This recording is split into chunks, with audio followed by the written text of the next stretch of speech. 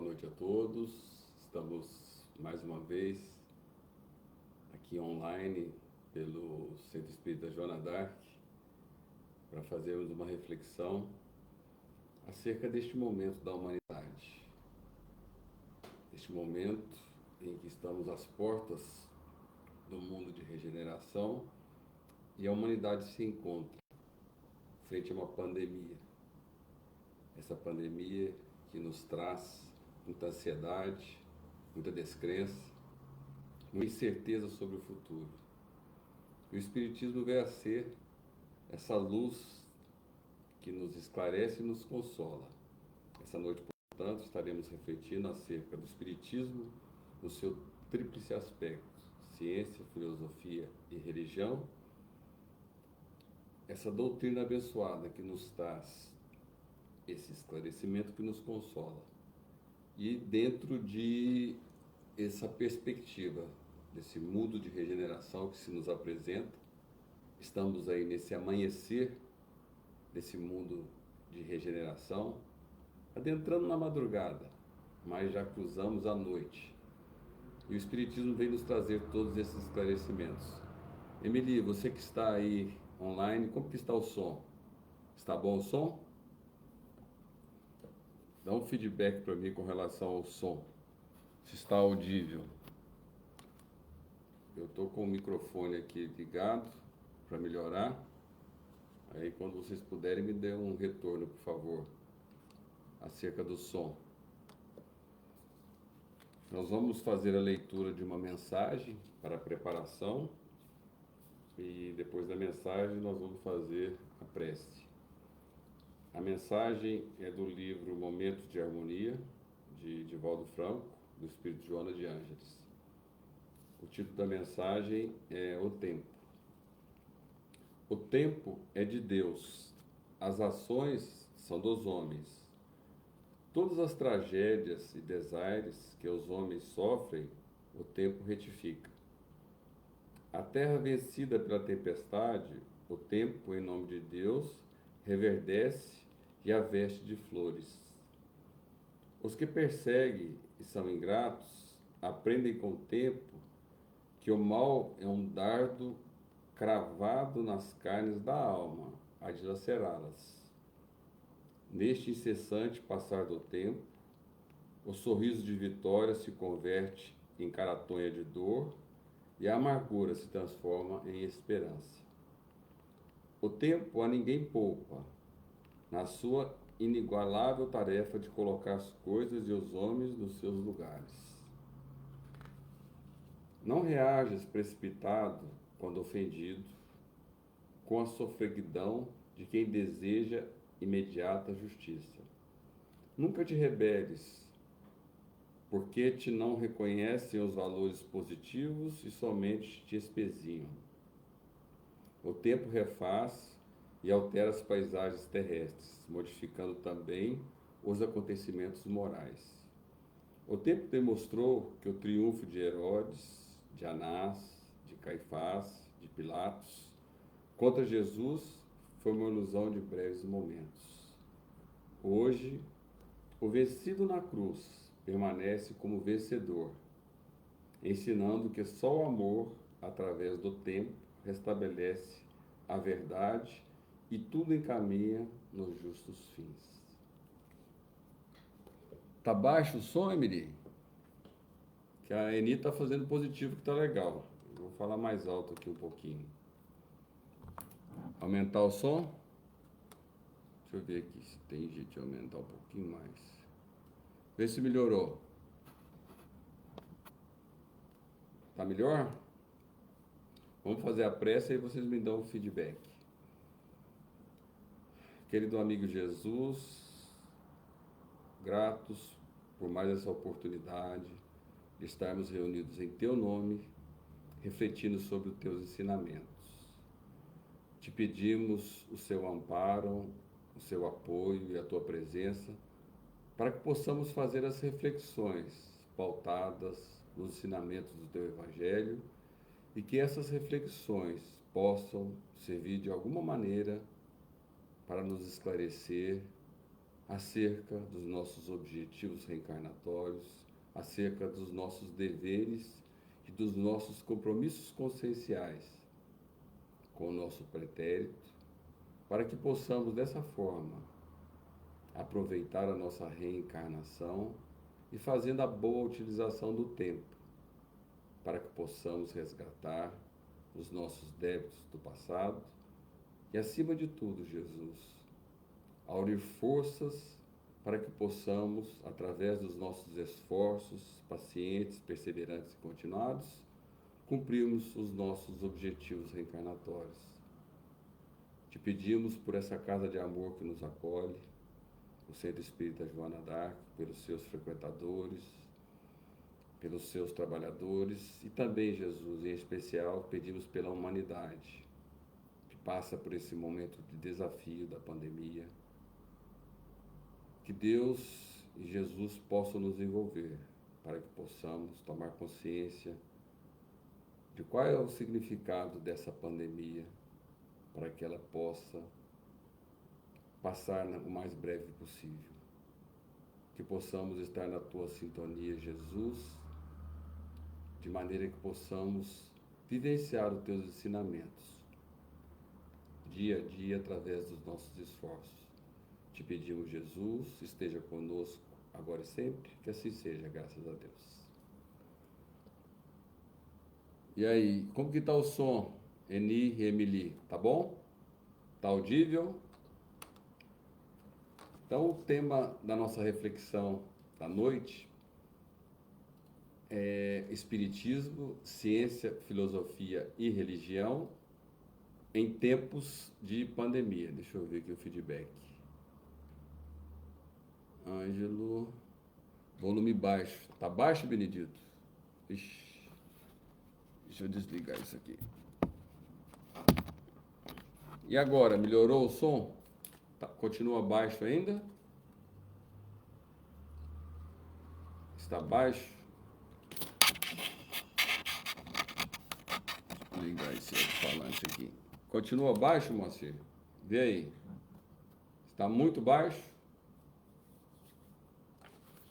Deixa eu ligar esse microfone aqui, só um minutinho.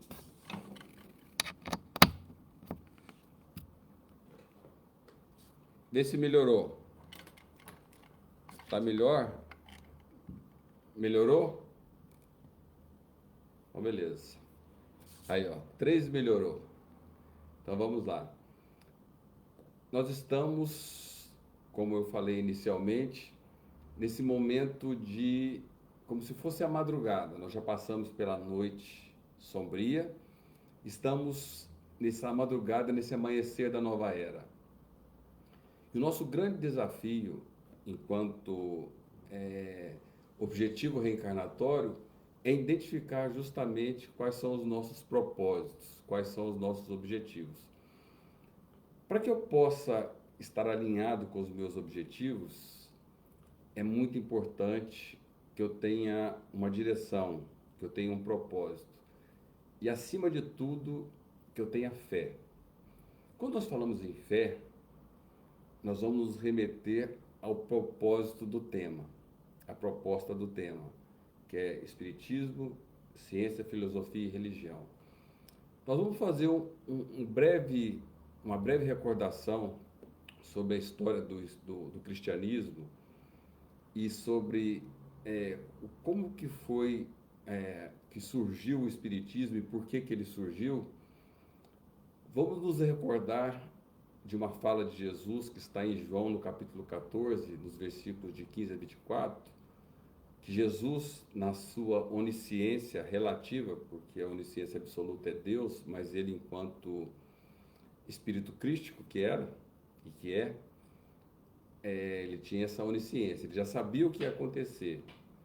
Ele nos assegurou que, sabendo que a sua mensagem seria esquecida e distorcida, nós vamos refletir um pouco acerca desse histórico do cristianismo, da mensagem que ele nos legou há 2000 anos atrás, o que aconteceu com essa mensagem até o advento do Espiritismo, para nós entendermos o momento e o objetivo. E Jesus, então, nos afirmou em João, no capítulo 14, nos versículos 15 a 24, que ele rogaria ao Pai, e ele vos dará, rogarei ao Pai, ele vos dará outro consolador, para que fique para sempre convosco. E ele vos ensinará todas as coisas e vos fará lembrar de tudo que eu vos tenho dito. Então Jesus nos informou isso à sua época. E o Consolador prometido, como nós sabemos, é o Espiritismo, que surge em 1857 para restaurar a mensagem de Jesus, que havia esquecido e muito alterado ao longo do tempo. Nós fomos lembrar acerca de o que aconteceu na história do Espiritismo, ou do cristianismo, na verdade. Nós vamos ver que, após a crucificação de Jesus, e até o ano de 300, mais especificamente 312, o cristianismo era muito perseguido em todo o mundo. Na verdade, o mundo se restringia ao Império Romano, praticamente, todo mundo conhecido. Existiam algumas terras que não eram dominadas pelo Império Romano, mas a grande maioria do mundo era do mundo então que se existia, principalmente no Ocidente, era dominado pelo Império Romano. E o cristianismo foi muito perseguido por alguns imperadores romanos, e alguns imperadores toleravam o cristianismo, outros perseguiam muito. Nero, por exemplo, foi um grande perseguidor dos cristãos.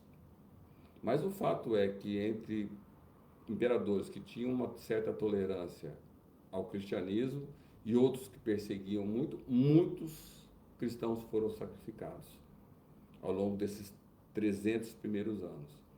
O fato é que quando Constantino o Grande, nas suas guerras por tomar o Império Romano, ele estava como se fosse uma guerra civil entre as tetrarquias, e a história, está relatado na história, nos ensina que, frente à batalha da Ponte Milvia, contra o general Maxêncio, Constantino afirma que na noite anterior ele teve um sonho, e que nesse sonho existia o símbolo da cruz, e uma voz lhe falava: com esse signo vencerá, in signo vinces, alguma coisa assim, escrita em latim. In noc signo vinces, com esse símbolo vencerás. O fato é que ele pintou o símbolo da cruz nos escudos e nos uniformes dos soldados e venceu essa batalha da Ponte Milvia, que fica em Roma, e tornou-se o imperador de Roma. Constantino não transformou o cristianismo em religião oficial, mas ele era cristão e tinha uma tolerância, como tal, ao cristianismo. Só que essa aceitação do cristianismo enquanto religião e que as pessoas podiam cultuar, o cristianismo cresceu muito. E foi ainda no governo, enquanto Constantino era imperador, que já teve um primeiro concílio, já colocando normas na religião. Então, daí já começam as distorções do cristianismo primitivo, para nós entendermos em que momento que surge o Espiritismo, como Jesus nos falou que ele via reensinar todas as coisas e esclarecer, porque a mensagem de Jesus seria distorcida e foi distorcida ao longo do tempo. E começa então no ano de 300 essa distorção, no ano de 312, quando Constantino vence essa batalha e torna o cristianismo como aceito como religião. E depois o cristianismo é colocado como religião oficial de Roma. Aí sim que começam as grandes distorções. Porque tudo que passa a se determinar a partir de então é através dos concílios, onde as decisões são mediadas por interesses políticos, interesses materiais, e a religião, então o cristianismo, que se torna uma religião católica, apostólica, ela começa a trazer distorções e interesses materiais, interesses mundanos, e nós já sabemos da história que houveram as cruzadas, houve a Inquisição, e houveram muitas distorções. O fato é que nós nos deparamos com o século XIX, e a fé, ela estava encarcerada na sacristia, isolada do mundo, porque ela estava fora da academia, porque com René Descartes ele faz uma proposta de separação da ciência e da religião, ele e Francis Bacon, e essa separação da ciência e da religião isola, isso no século XV, isola mais ainda a fé que já vinha sendo toda distorcida. Nós sabemos da história da venda das indulgências, quando teve a Reforma Protestante, as Cruzadas, a Inquisição. O fato é que no século XIX nós temos a eclosão de uma série de ideias, de uma série de questões científicas e filosóficas que estão para a época muito bem fundamentadas, e a religião está isolada. Isolada sem sentido, com todos os desvios que se fazia, ela não podia mais explicar o mundo cheio de dogmas e cheio de interesses materiais. E no século XIX nós temos a eclosão, por exemplo, de Darwin, na biologia, que é ciência, né? Que fala sobre o Tratado da Origem das Espécies, do evolucionismo, que tem um choque direto com a proposta bíblica na interpretação de então, que era do criacionismo, de Adão e Eva do criacionismo bíblico. Nós temos a proposta materialista ateísta de Karl Marx também nessa mesma época, 1848. Nós temos as propostas de Sigmund Freud. Então nós temos a ciência, a biologia, a filosofia com correntes muito fortes se apresentando no século XIX, e a fé está ali enclausurada, distorcida dentro da sacristia, colocada de fora da academia, afastada dos conceitos filosóficos. Surge então o Espiritismo, que vem de uma maneira a restaurar a mensagem de Jesus, que havia sido esquecida, mutilada e alterada. E o que o Espiritismo nos traz? Ele nos traz agora essa mensagem de Jesus dentro de uma ótica científica, filosófica e religiosa. Uma ciência de comprovação, que Kardec era um cientista, que muda o paradigma de até então, onde houve uma distorção dos ensinamentos de Jesus, houve uma distorção da proposta que Jesus nos trouxe. Foram 18 séculos, na verdade, 15 séculos, né, porque até o século III nós tivemos aquele ensinamento como Jesus nos legou de uma maneira pura e simples. Mas o fato é que a partir do século III até o século XIX, quando surge o Espiritismo, houve uma distorção muito grande dos ensinamentos de Jesus. E houve um esquartejamento desses ensinamentos. E surge então a doutrina espírita, que vem nos trazer mais uma afirmativa que Jesus, uma outra profecia que Jesus nos disse, que está registrada em Lucas, no capítulo 19, se meus discípulos se calarem, as pedras também falarão. Era, portanto, o Espiritismo que vinha da lápide dos túmulos, através de uma corte de espíritos, capitaneada pelo Espírito de verdade, que é Jesus, nos trazer toda essa riqueza de esclarecimentos que o Espiritismo nos traz. A fé, então, é posta de uma maneira filosófica, científica e religiosa. Não mais dentro daquele ambiente de distorção que nós observávamos até aquele momento no século XIX. Então o Espiritismo vem a ser este divisor de águas. O Consolador prometido por Jesus, Jesus sabendo que haveria toda essa distorção com relação aos seus ensinamentos, o Espiritismo eclode então. No século XIX, junto com Charles Darwin, junto com o Manifesto Materialista Comunista de Karl Marx, junto com Sigmund Freud, onde uma enormidade de ideias, de filosofia e de ciência que eclodiu naquele momento. E a fé estava lá, enclausurada na sacristia, com todo um conteúdo distorcido, cheio de dogmas, cheio de imposições, de interesses materiais e desacreditada pela sociedade. Surge o Espiritismo, quando Jesus fala que se os meus discípulos se calarem, as pedras também falarão. Foi justamente isso, esses ensinamentos que vieram da lápide dos túmulos, aqueles que já haviam desencarnado, que traziam essas informações, os espíritos. Não foi Kardec que trouxe as informações, Kardec codificou, Kardec organizou essas informações, de maneira que elas pudessem ficar palatáveis, que pudéssemos entender essas informações dos espíritos. E por que nós trazemos essa proposta de espiritismo, ciência, filosofia e religião e o mundo de regeneração? Porque, na verdade, a pandemia, ela vem nos trazer esse momento de transição. Tem esse livro que chama No Mundo de Regeneração, que é de Divaldo Franco. Esse livro foi lançado no final do ano passado, e tem uma fala de Bezerra de Menezes, que é muito interessante, que ele nos traz justamente esse momento atual, o porquê da pandemia, que essa pandemia, ela na verdade é esse prelúdio do mundo de regeneração que está chegando.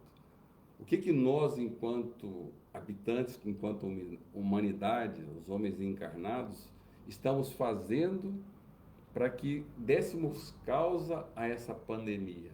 Então nós vamos ler uma mensagem, é uma fala de uma palestra de Bezerra de Menezes, que está relatada por Filomeno de Miranda nesse livro, para nós entendermos esse momento. Eu não vou stalkear o livro, eu não vou contar o livro, eu vou ler só os detalhes, são 4 parágrafos desse livro, para que nós entendamos o porquê da pandemia e por que a importância do Espiritismo nesse tríplice aspecto, esse Espiritismo esclarecedor, esse Espiritismo que nos traz Jesus de forma plena e integral, porque a religião, diante do século XIX, esquartejou o homem, separando a ciência, a filosofia e a religião. O Espiritismo traz de volta esse Jesus integral, que estuda o homem de forma integral, na transcendência, sabendo que nós somos muito mais que um corpo físico. E Bezerra de Menezes traz justamente essa informação nesse livro do Filomeno de Miranda. E eu vou ler só esses parágrafos que tem um link direto com a pandemia. Esse livro trata da pandemia. E a fala de Bezerra de Menezes: são os seres humanos que permanecem nos equívocos, nos quais se fixaram na queda nos abismos que se permitiram, na rebeldia desvairada que os domina, nos resgates inadiáveis a que estão sendo submetidos. Portanto, ele já deixa claro que somos nós que permanecemos nessa rebeldia e que nos fixamos na queda dos abismos. Que queda de abismos que é essa que o benfeitor está nos falando aqui? São as escolhas equivocadas. Em muitas reencarnações, grande parte de nós que estamos reencarnados agora, caímos nos mesmos vícios egóicos. Estamos caindo novamente, ou não estamos fazendo os esforços. Ou grande parte da humanidade não está fazendo esses esforços. Por isso a pandemia. E o benfeitor continua: a providência atende aos apelos dos sofredores que sentem a necessidade de paz e permite a pandemia outriz, para fazê-los despertar para a realidade de seres imortais que são, de modo que se revejam e se autoanalisem, volvendo aos caminhos do amor, que ficaram atulhados de ódio e soberba, de viciações e embriaguez dos sentidos. Ora, então, qual que é o sentido profundo da pandemia? É para que nós despertemos para a realidade de seres imortais que somos. Aí nós vamos refletir: será que nós, grande parte da humanidade, no nosso dia a dia, quando estamos fazendo as nossas escolhas, nós estamos fazendo essas escolhas nos sentindo como espíritos imortais? E vem o Espiritismo e nos traz, através dos seus esclarecimentos, da ciência e da filosofia, que somos espíritos imortais, que estamos num processo reencarnatório. Se pudéssemos dizer que o alfabeto divino tem algumas palavras, nós poderíamos dizer que a primeira palavra do alfabeto divino é o amor. E a segunda palavra do alfabeto divino é a reencarnação. E quantas pessoas negam a reencarnação? Faz tanto sentido a proposta da reencarnação, esse princípio, que é um dos pilares, é um dos princípios da doutrina espírita, quanto outros 4 princípios, que a crença em Deus, a imortalidade da alma, a reencarnação, a comunicabilidade dos espíritos.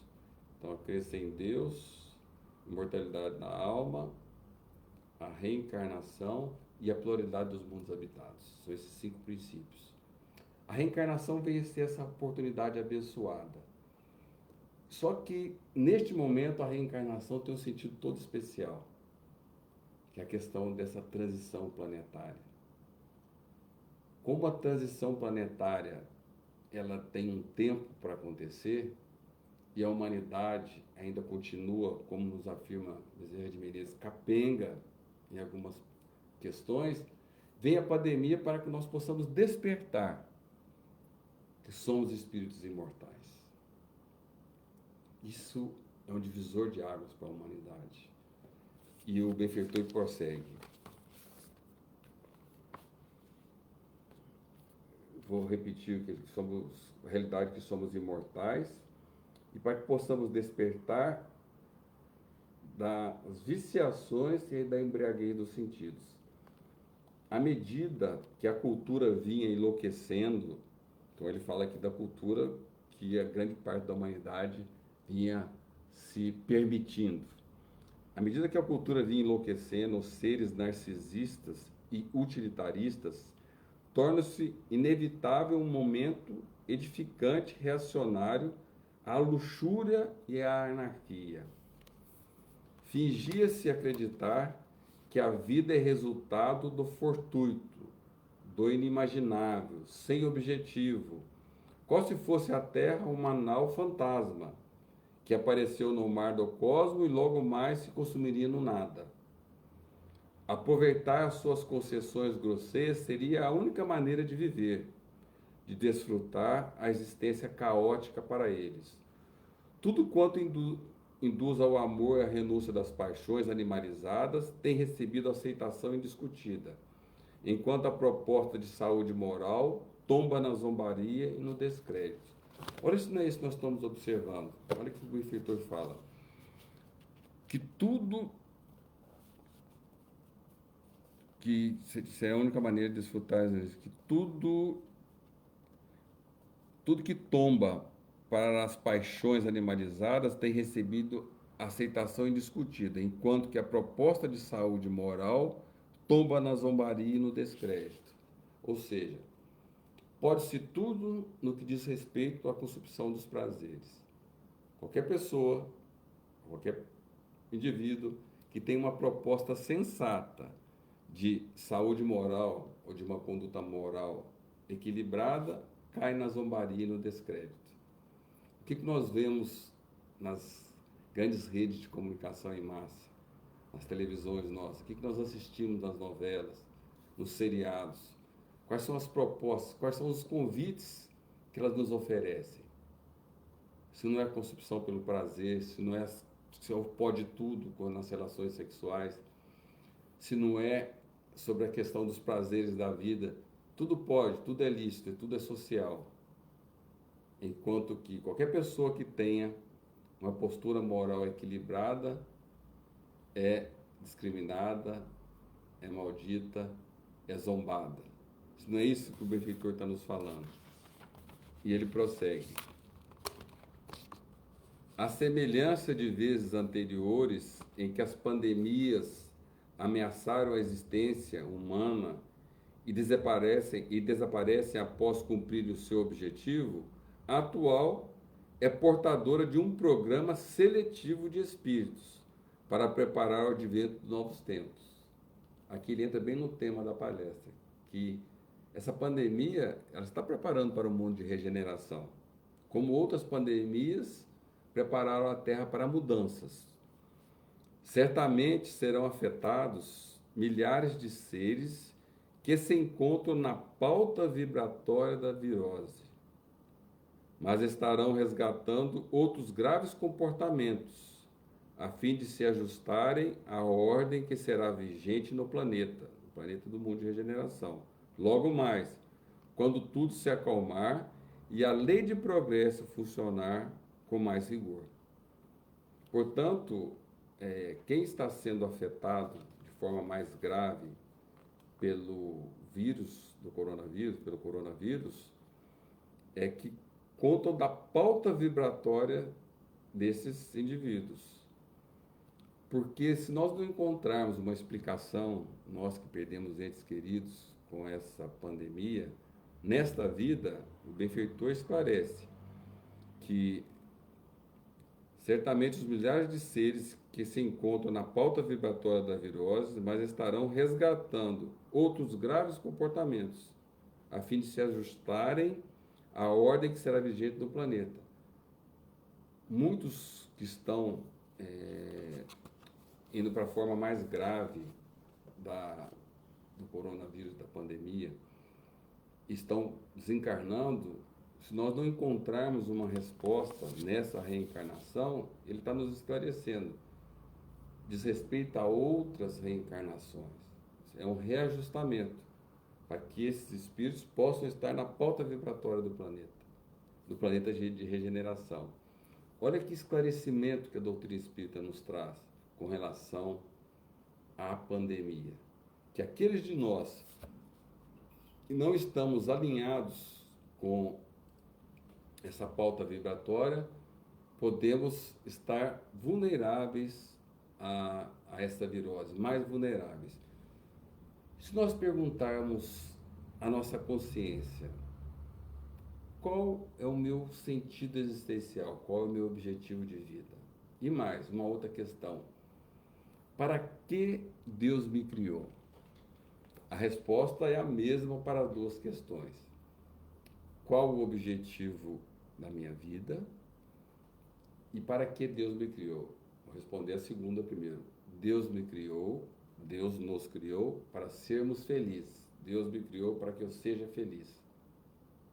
Qual é o objetivo da minha vida? Fazer todos os esforços para que eu possa evoluir e ser feliz, porque eu só vou ser feliz se eu evoluir. Portanto, entender qual o objetivo da felicidade na vida, ela vai me botar um norte. O que eu tenho feito vai me trazer felicidade ou não? Se nós formos no Livro dos Espíritos e formos buscar essa resposta, tem 3 questões no Livro dos Espíritos, a 920, 921 e 923, que Kardec aborda o tema da felicidade. Tem outras questões que indiretamente. Nessas 3 questões, mais diretamente. Então, na questão 920, Kardec pergunta: pode o homem gozar de completa felicidade na Terra? Principalmente nesse momento de pandemia, nós podemos fazer essa questão, fazer esse questionamento para nossas próprias consciências, para as pessoas que nós convivemos.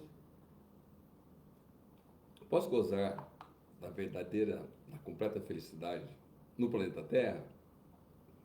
A resposta dos bons espíritos a Kardec é não. Por isso que a vida lhe foi dada como prova ou expiação. Por isso que na classificação dos mundos, o planeta Terra é um planeta de provas e expiações que está nesse momento num processo de transição, que é longo, para o mundo de regeneração. Então, estamos nesse planeta de provas e expiações, dele, porém, depende a sua suavização de seus males e o ser tão feliz quanto possível na Terra. Portanto, o planeta é de provas e expiações, mas depende de mim para que essa vida minha, essa reencarnação, seja mais suave ou não. Portanto, somos aquilo que fizemos de nós e seremos aquilo que fizemos de nós. Portanto, hoje eu colho a minha semeadura. Jesus nos disse: a semeadura é livre, a colheita é obrigatória. Então, somos aquilo que fizemos de nós e seremos o que fizemos hoje. Hoje eu estou plantando. Portanto, a minha felicidade relativa nesse planeta de provas e expiações depende de mim. Esse é o esclarecimento que o Espiritismo me traz. Transfere a responsabilidade para mim, da minha vida. Na questão 921, Kardec pergunta: concebe-se que o homem será feliz na Terra quando a humanidade estiver transformada, lá no mundo de regeneração.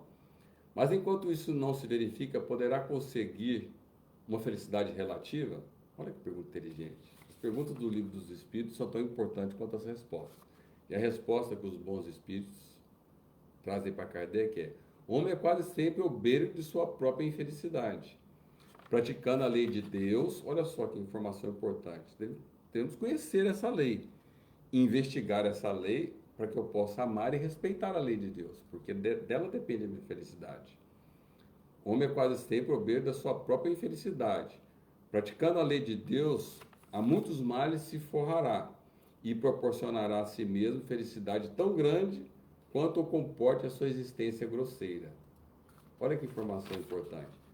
Se nós formos lembrar lá dessa questão 614, que é a primeira da terceira parte do Livro dos Espíritos, das leis morais, Kardec pergunta: o que é lei natural? E os bons espíritos respondem: lei natural é a lei de Deus. É a única necessária para a felicidade do homem. Ele só é infeliz quando dela se afasta. Portanto, é extremamente importante que eu identifique, que eu entenda, que eu compreenda, que eu investigue as leis de Deus. Mas não as leis de Deus distorcidas pelos dogmas que ocorreram nesses 15, 18, 20 séculos passados, mas pelos esclarecimentos que a doutrina espírita me traz acerca dessa lei. Isso é extremamente importante. E Kardec traz um comentário extremamente importante nessa questão, falando sobre a felicidade. Ele nos diz que aquele que se acha bem compenetrado no seu destino futuro, olha que Kardec coloca. Se nós formos recordar dos ensinamentos de Jesus, o patamar que Jesus nos traz sobre os teus ensinamentos é: meu reino não é deste mundo. Significa que a vida causal é a vida do espírito. Aqui é só uma transição, bem rápida, bem fortuita. Isso muda todo o paradigma dos meus objetivos reencarnatórios. Quando eu tenho essa consciência, lembra lá que nós falamos anteriormente sobre esse paradigma da imortalidade, essa consciência da imortalidade, que ela é o mais importante? Eu ter essa consciência, eu sentir que eu sou um espírito imortal, não apenas saber, eu sentir. Então Kardec nos diz que aquele que se acha bem compenetrado no seu destino do futuro, não vê na vida corporal mais do que uma estação temporária, uma como parada momentânea em péssima hospedaria. Aqui ele usa um adjetivo bem forte, para adjetivar esse mundo de provas e expiações, mas lá no capítulo 3 do Evangelho segundo o Espiritismo, quando o título do capítulo 3 do Evangelho, há muitas moradas na casa do meu Pai, quando Santo Agostinho está descrevendo um planeta de provas e expiações, ele nos traz que aqui é um vale de dores, que é o predomínio do mal. Portanto, Kardec coloca como péssima hospedaria. Facilmente se consola de alguns aborrecimentos passageiros, de uma viagem que o levará a tanto melhor posição, quanto melhor tenha cuidado dos preparativos para empreendê-la. Olha só o norteamento que a doutrina nos traz, para que eu possa me posicionar na reencarnação, para que eu possa aproveitar o meu tempo. Até a lição que caiu, que eu abri ao acaso, inicialmente, antes da prece, fala sobre o tempo, sobre a boa utilização do tempo. Já nesta vida somos punidos pelas infrações que cometemos, das leis que regem a existência corpórea, sofrendo os males consequentes dessas mesmas infrações e dos nossos próprios excessos. Se gradativamente remontarmos à origem do que chamamos de nossas desgraças terrenas, veremos que a maioria dos casos elas são consequência de um primeiro afastamento do nosso caminho reto, desviando-nos deste, enveredamos para outro mal, e de consequência em consequência caímos em desgraça. Nós já falamos anteriormente acerca daquela historieta do buraco, que nós temos um caminho, um objetivo a seguir. Tem lá um destino. Só que tem um caminho que tem um buraco. Então eu saio, eu tenho que chegar nesse destino. E tem um buraco, eu caio no buraco. Esse buraco representa o meu ego, representa a minha preguiça moral, se representa a busca do prazer imediato, a busca do meu atendimento do meu ego. O fato é que eu caio no buraco, e cada viagem dessa representa uma reencarnação. Está lá o buraco. E eu saio para empreender novamente a viagem, tenho o meu destino, caio novamente no buraco. E tem todas aquelas consequências, não conhecer. Imagina cair num buraco, um buraco lá dos 3, 4 metros. Você vai sair todo ralado, todo machucado, pode ficar uns dias lá dentro para sair. Vai se arrepender de cair no buraco. Mas o fato é que deu um prazer cair no buraco, como se a queda fosse prazerosa. Mas o tombo lá embaixo já é a tomada de consciência que, olha, fiz de novo o que não deveria.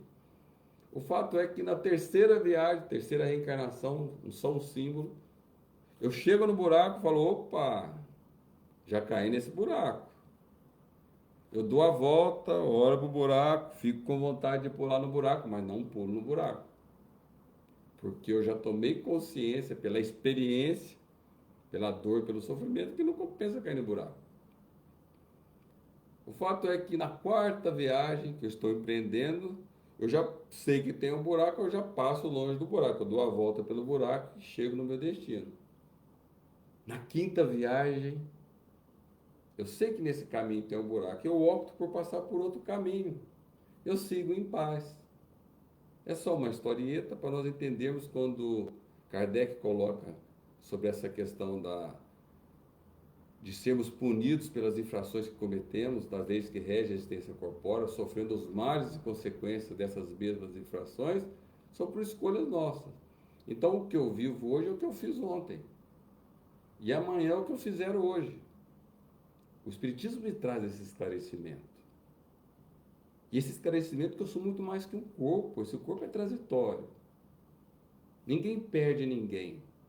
Eu perco a convivência. Ninguém morre. O oposto de morte não é vida. A antítese de morte é nascimento. Porque a vida, eu sou um espírito imortal. Não existe morte para a vida. Existe a morte do corpo. Mas o espírito continua. Nascer, renascer e progredir, esta é a lei, está lá no túmulo de Kardec. Então esse é o grande convite para a vida. Esse é o esclarecimento que a doutrina espírita nos traz, essa bênção. E na questão 922, tratando dessa questão de felicidade como nosso objetivo, como objetivo pelo qual Deus nos criou, a felicidade terrestre é relativa à posição de cada um. Essa é a pergunta. O que basta, continua a pergunta, basta para a felicidade de um, constitui a desgraça de outro. Haverá, contudo, alguma soma de felicidade comum a todos os homens? Então ele faz uma contextualização de posições diferentes, de situações diferentes de vida, e qual que é a medida de felicidade? Aí os bons espíritos respondem. Com relação à vida material, o que eu preciso para ser feliz? A posse do necessário. Com relação à vida moral, consciência tranquila e a fé no futuro. Olha que resposta. O que eu preciso para a minha vida material? A posse do necessário. Será que eu tenho buscado na minha vida a posse do necessário? Ou tenho buscado o supérfluo a qualquer preço? Como fuga, muitas das vezes acontece isso. E com relação à vida moral, Consciência tranquila e fé no futuro. O que eu preciso fazer para ter consciência tranquila? Cumprir o meu propósito reencarnatório. E esse propósito, já falamos várias vezes em outras palestras aqui, ele é muito bem planejado, ele é muito bem elaborado, principalmente nesse momento de pandemia, de transição planetária. Todos nós tivemos uma programação reencarnatória muito bem elaborada. Muito bem elaborada. E só para recordar acerca dessa programação, nós temos algumas questões tronco do Livro dos Espíritos, e temos algumas que nós conhecemos bem, uma delas é a 115, e com relação ao nosso nível evolutivo, com relação ao que temos que fazer, a questão 115 é muito esclarecedora. Kardec pergunta, dos espíritos, uns terão sido criados bons e outros maus? Porque vemos aí tantas pessoas com uma índole má, com atitudes más, fazendo mal para os outros, fazendo mal para a humanidade, e outras pessoas boas, empenhadas no bem, fazendo esforços no bem. E Kardec faz esse questionamento, mas por quê?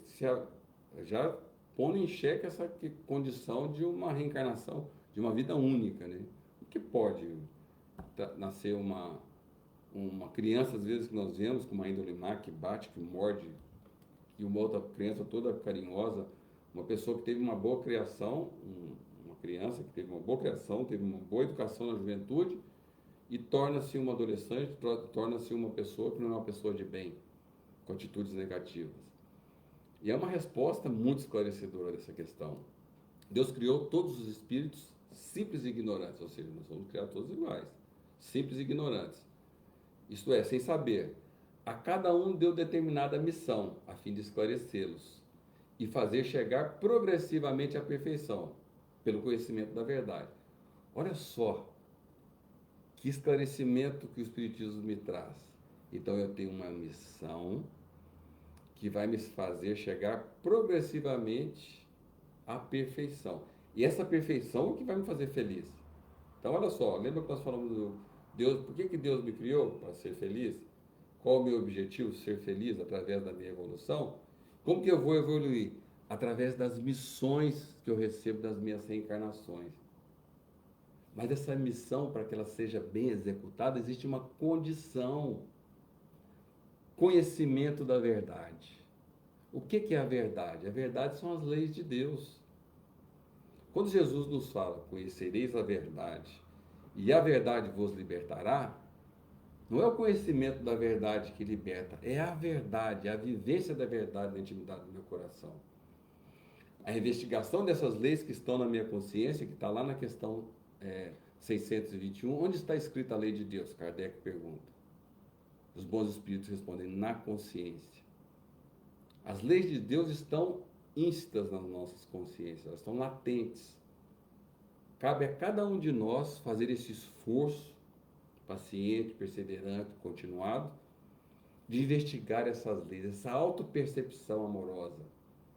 Porque se eu permaneço no meu automatismo, se eu não me percebo, o que eu faço? Eu vou me atender nas minhas demandas egóicas, nas minhas questões menos felizes. Toda vez que eu me atendo nessas questões, eu caio no buraco.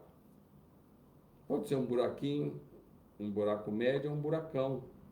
Vai depender das consequências desse meu ato. Portanto, agir no automatismo é um grande risco. É viver perigosamente. É dar passividade para eu estar na sintonia do vírus.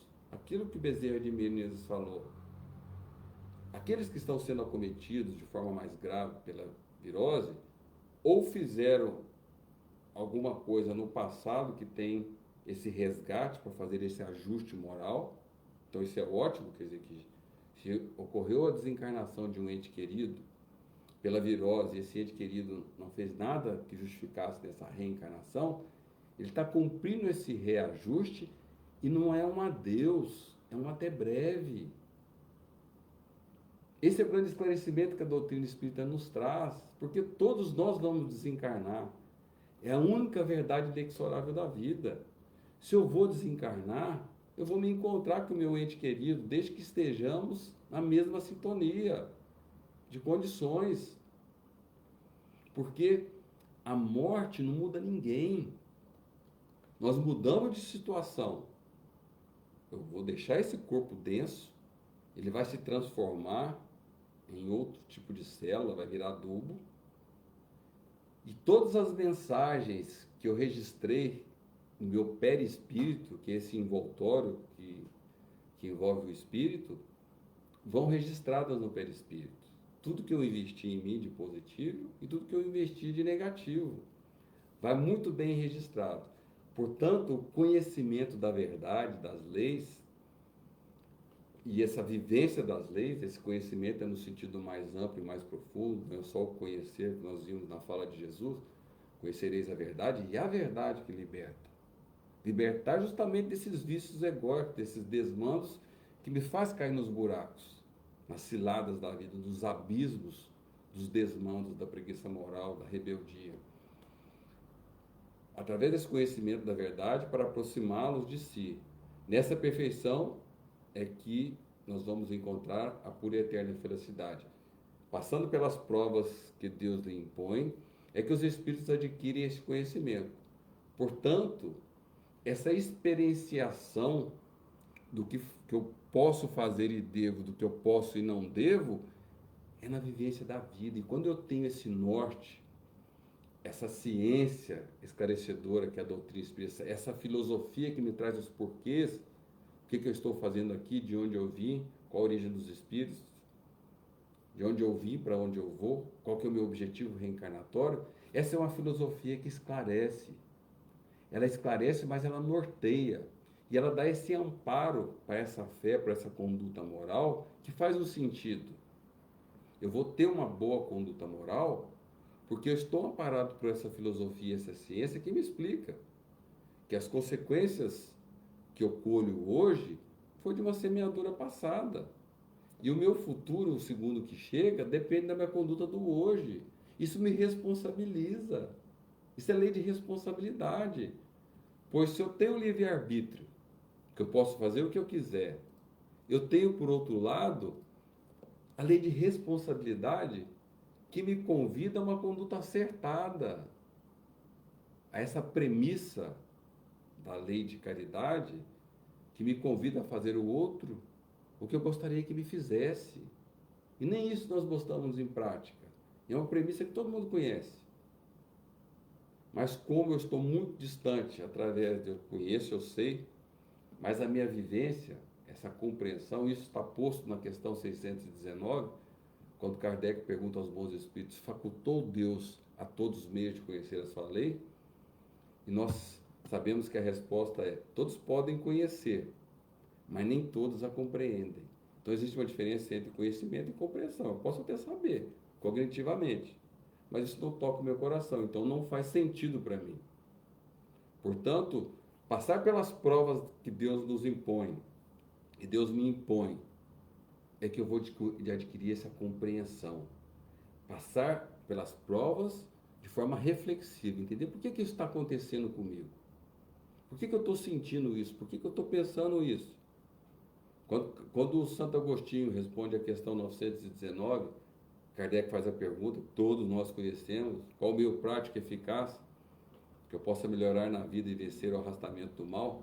Então, como que é a maneira prática que dá prática que eu consigo fazer, pragmática, e que tenha resultados para que eu não caia no buraco? Santo Agostinho que traz a resposta, o sábio da antiguidade evoluiu disso, conhece a ti mesmo. Então, essa autopercepção, esse autoconhecimento é que vai nos trazer esse autodomínio. Porque se eu não tenho essa autopercepção de quem eu sou, de quais são as minhas atitudes, como que eu vou saber para onde eu vou? Como que eu vou saber qual que é a atitude correta?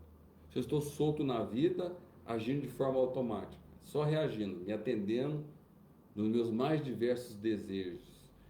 Lembrando que a maioria dos nossos desejos, infelizmente, ainda são egóicos. Por isso, somos convidados a passar esses desejos pelo filtro, o filtro da consciência, o filtro da reflexão. Evitarmos essa impulsividade de agirmos pelo sentimento imediato. Vamos pensar nas consequências das nossas atitudes. E com relação a essas provas que Deus nos impõe, os bons espíritos prosseguem na resposta. Uns aceitam submissos essas provas e chegam mais depressa à meta, ao objetivo, que lhe foi assinalada, que foi imposta. Outros só suportam murmurando, e pela falta que desse modo incorre, permanece afastado da prometida felicidade. Será que não é isso justamente que está acontecendo com a humanidade? Por esse murmúrio, por esse afastamento dessa prova, para realizar essa prova de forma objetiva, por não querermos nos submeter a essas provas que estão postas na nossa vida, para que possamos ser felizes de forma relativa. E uma questão para que nós possamos ir caminhando para o nosso fechamento é com relação ao nosso dever. Todos nós temos deveres reencarnatórios. E tem uma mensagem que está no capítulo 7 do Evangelho segundo o Espiritismo, sobre essa questão do dever consciencial. Está posto lá: o dever é a obrigação moral da criatura para consigo mesmo. Portanto, o nosso grande compromisso é com a nossa própria consciência. Primeiro, então, consigo mesmo primeiro. E em seguida para com os outros. Por extensão, com os outros. O dever é a lei da vida. Com ele deparamos nas mais íntimas particularidades, como nos atos mais elevados. O dever íntimo do homem fica entregue ao seu livre-arbítrio. Por isso é um grande dilema essa questão do livre-arbítrio. Eu posso fazer o que eu quiser, mas nem tudo que eu posso fazer eu devo. Por isso, essa reflexão, essa vida reflexiva, é um grande convite à mudança. Para que eu possa ressignificar o segundo que chega, é muito importante que eu pense nas consequências dos meus pensamentos, dos meus atos, das minhas atitudes, para que eu possa ter um controle sobre o meu livre-arbítrio. Então, o dever íntimo do homem fica entregue ao seu livre-arbítrio.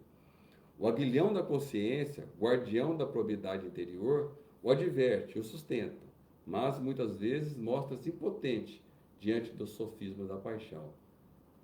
Esse aguilhão da consciência, ele vai estar tão mais presente e vai ser essa luz de alerta na minha consciência, tanto quanto mais eu investigue as leis. Lembra da resposta da 619? Todos podem conhecer, mas nem todos a compreendem. Essa compreensão, esse aguilhão da consciência, como se fosse, na parábola da candeia, colocar a candeia em cima do alqueire, para que ela possa clarear a casa. Essa figura de linguagem que Jesus usa é justamente essa casa interior da nossa consciência, dos nossos pensamentos, para que eles possam estar sobre essa claridade da candeia, dessa busca do conhecimento e do entendimento das leis divinas. Isso é extremamente importante. E na questão 629, para que nós possamos caminhar para o nosso fim da nossa reflexão, Kardec pergunta aos bons espíritos: que definição se pode dar de moral? A moral é a regra de bem proceder, isso é, de distinguir o bem do mal. Funda-se na observância da lei de Deus. O homem procede bem quando tudo faz pelo bem de todos, porque então cumpre a lei de Deus. Portanto, aqueles de nós que já se decidiram a fazer essa investigação de distinguir o bem do mal, o bem proceder do mal proceder, observando as leis de Deus, nós vamos estar agindo de forma autônoma, não mais de forma automática. Agir de forma autônoma é garantir que o que eu estou fazendo hoje é amoroso, justo e caridoso.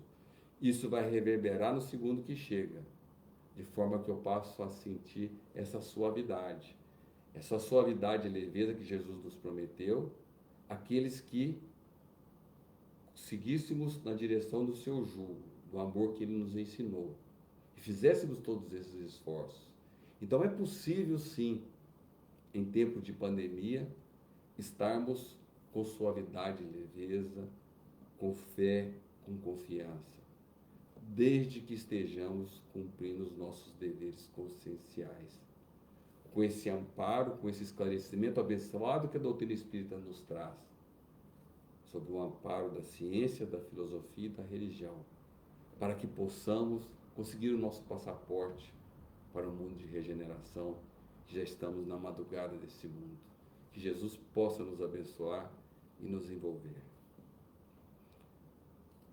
Então, terminamos aqui as nossas reflexões de segunda-feira pelo Centro Espírita Joana d'Arc e nos vemos na segunda-feira, na próxima segunda-feira, às 19h30, com outra palestra, com outro palestrante, e eu estarei de volta daqui a 30 dias, na próxima segunda-feira de 30 dias. Nos vemos nesse espaço amoroso de reflexão. Espero que essas reflexões possam ter contribuído de alguma maneira para que possamos refletir acerca do grande objetivo dessa pandemia para as nossas vidas e dos nossos familiares. E que possamos, então, fazer esses esforços no sentido de tornarmos-nos seres autônomos, seres com autocontrole, com autodomínio, para que possamos manter as nossas consciências com suavidade e leveza, amando e respeitando as leis de Deus. Que Jesus possa nos abençoar. Vamos fazer a nossa prece de encerramento. Bondoso Jesus, nós te agradecemos por mais essa oportunidade abençoada de estarmos refletindo sobre o teu evangelho de amor. Te rogamos, te pedimos que tenha misericórdia de nós e nos envolva para que possamos nos sentir fortalecidos para colocarmos em prática de forma amorosa em nossas vidas todos os esclarecimentos e os ensinamentos que essa doutrina abençoada nos traz. Que possamos tomar consciência do nosso dever frente às nossas vidas e que possamos fazer esses esforços. Te rogamos, bondoso amigo, que essas doces vibrações de amor possam envolver os nossos lares, os nossos familiares e todas as pessoas que se encontram em nossos pensamentos, envolvendo Jesus, os nossos irmãos que se encontram nos hospitais, acometidos pela Covid-19, envolvendo todos os agentes de saúde, envolvendo Jesus, todos os nossos irmãos que desencarnaram e que vão desencarnar frente a essa pandemia.